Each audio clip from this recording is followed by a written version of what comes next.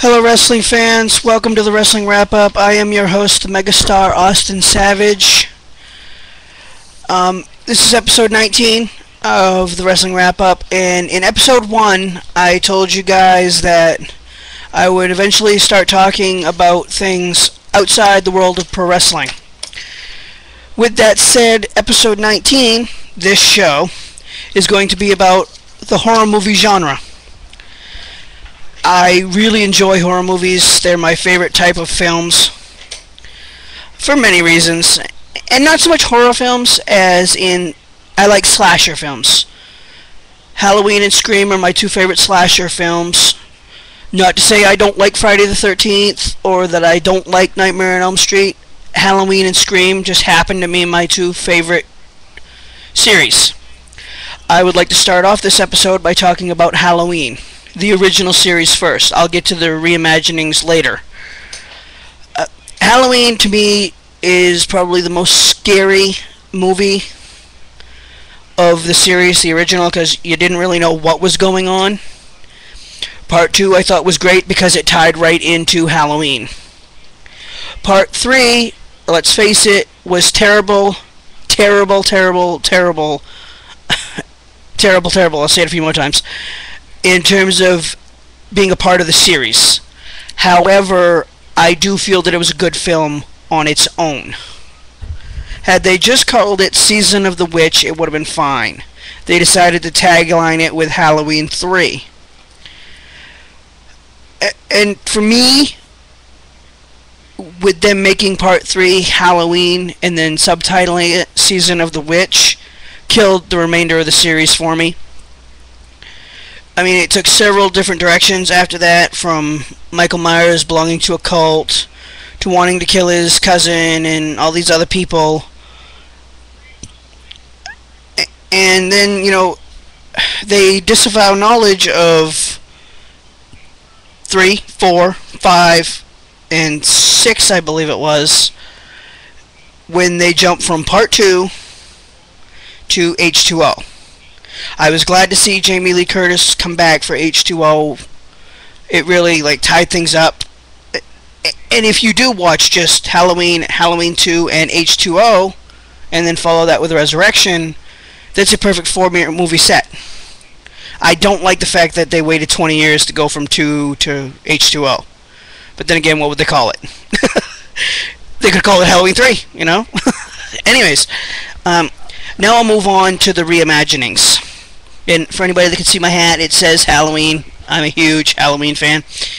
The reimaginings. The style of film that Rob Zombie does really grabbed my attention. I loved House of a Thousand Corpses. I loved The Devil's Rejects. I really liked the reimagining of Halloween. I really did. And I enjoyed it because I'm a fan of the Halloween series. I thought Scout Taylor Compton did an amazing, phenomenal job as Laurie Strode. I like the fact that they brought back Danielle Harris, who was in the original series, parts 4 and 5, to play Annie Brackett. The whole movie as a whole was great, and more on that as I start talking about the sequel. H2, I felt that this was a mix between a thriller and a slasher film. Fans really, really were hard on this film, as well as Halloween, the reimagining, because they felt Zombie gave Michael Myers too much of a backstory in both films. All I have to say to this is Friday the 13th and Nightmare on Elm Street were built on backstory. The original films, Nightmare 1 and the original Friday the 13th, were built on backstory. Friday the 13th was all about backstory, yet nobody questions that because it's a cult classic. Both reimaginings of Friday and Nightmare were built on backstory. Nobody said a word. I think in the reimagining of Nightmare, they gave Freddy way too much backstory. Way too much. Everybody knows the backstory with Jason Voorhees. Why did they have to put it in the movie? I don't know.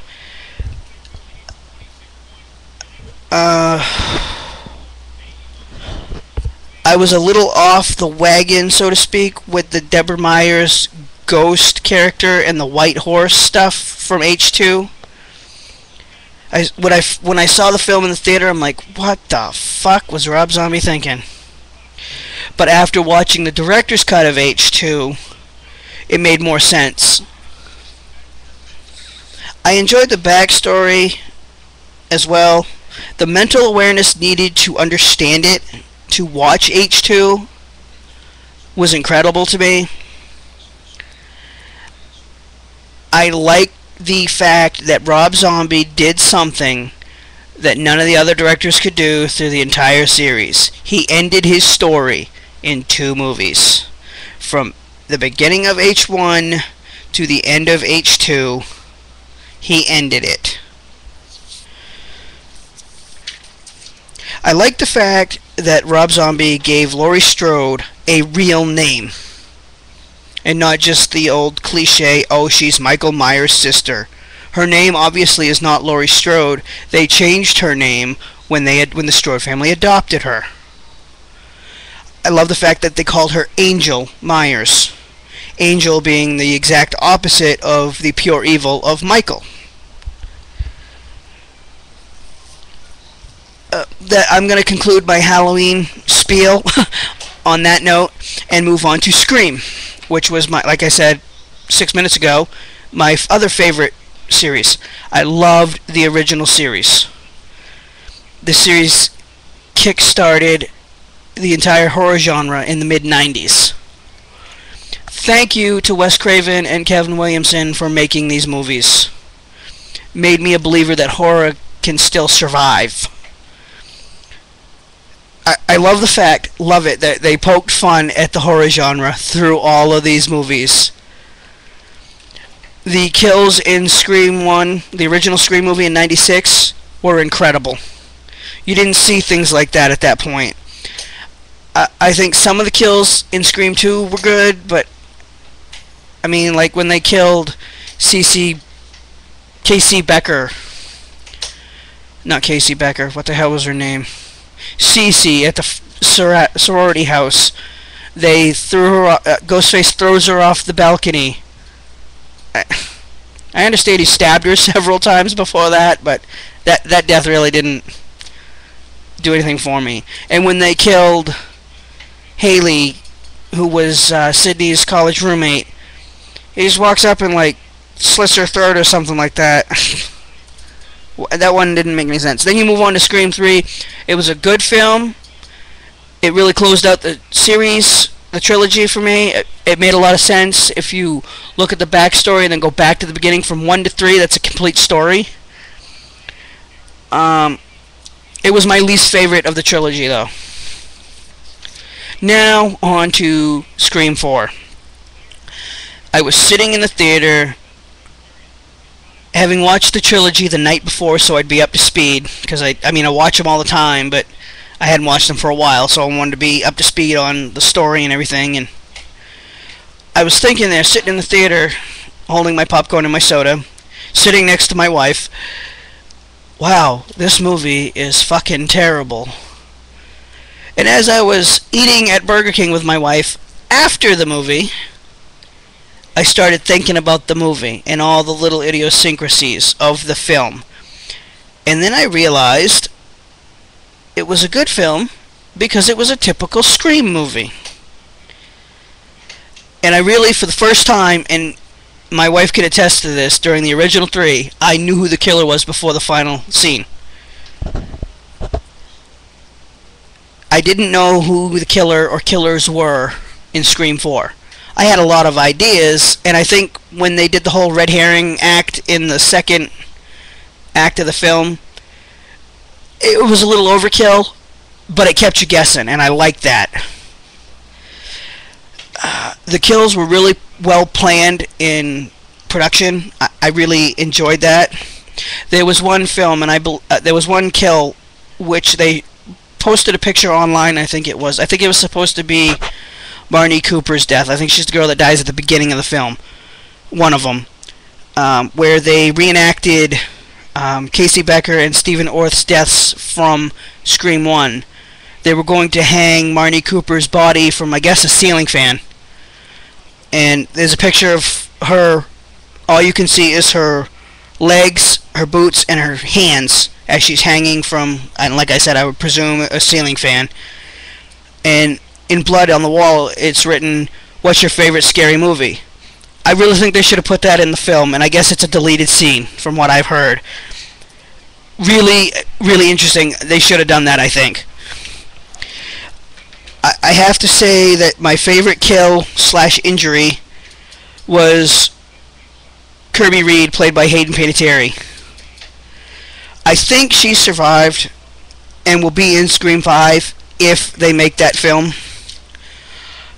And this is going to piss off a lot of fans, and it'll probably make some happy. But anybody that watches the Wrestling Wrap-Up knows I don't fucking care about pissing people off. I really feel that Sydney, Gale, and Dewey are overdone in the series, and at least one of them needs to die in the next movie. Have Sydney die in a freak accident not related to Ghostface, so she saves a little face. Have Dewey leave the sheriff's office due to Sydney's death, not being able to deal with it, and the fact that his marriage with Gale is falling apart. This would make him more vulnerable to a Ghostface attack, therefore killing him. Have Gale fall victim to Ghostface while Dewey's away and can't protect her, as he has in the previous 3 fucking films. Going back a bit, people are going to say, well, why do you feel that Kirby survived? Here's why. My theory of Kirby Reed surviving goes back to the original Scream film. Anybody that's seen it will know what I'm talking about with this. If the Scream 4 plot of the movie is that Jill Roberts and I think his name was Charlie Walker were reimagining the original Woodsboro murders to reboot the series, Dewey was stabbed and survived. So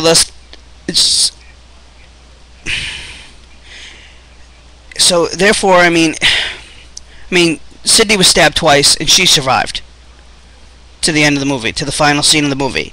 Why can't Kirby Reed have been stabbed twice in the same place as Sydney and survive? Just saying. Alright, that's all I have for that. You guys can email horror questions, my thoughts on certain films, or anything like that. What I feel about certain actors, certain films, certain roles, to WrestlingWrapUp@yahoo.com. Follow me on Twitter @ProudToBeStraightEdge. That's all I got to say for right now.